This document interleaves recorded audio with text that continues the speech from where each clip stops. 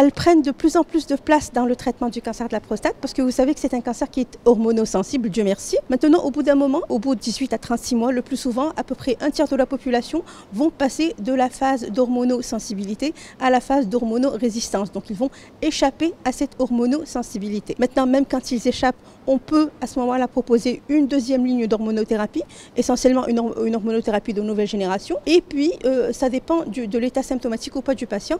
On pourra aussi proposer une chimiothérapie, essentiellement les taxanes, le docétaxel et le cabazitaxel qui sont disponibles. Donc, on pourra proposer une chimiothérapie. Après la chimiothérapie, il y a d'autres traitements qui sont aussi disponibles actuellement. Les inhibiteurs de PARP, c'est une thérapie ciblée qui est intéressante dans le cancer de la prostate aussi. Il y a l'immunothérapie qui commence à faire ses pas dans le cancer de la prostate et avec des résultats, on l'avait vu il y a un moment, des résultats qui sont très intéressants, soit l'immunothérapie seule, soit l'association de deux immunothérapies, soit alors l'association de l'immunothérapie avec d'autres traitements comme l'hormonothérapie.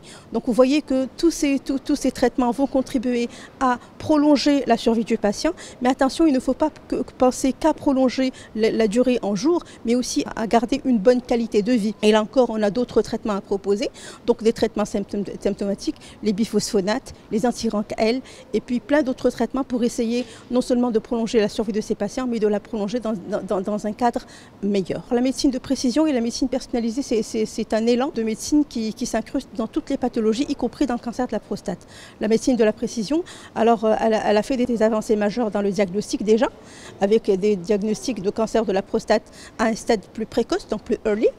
Et puis aussi dans le traitement avec le PSMA, le lutetium 177 PSMA. Donc, et tous ces traitements, tous ces radiopharmaceutiques et tous ces traitements ne font qu'enrichir l'éventail des thérapeutiques de ce type de maladie.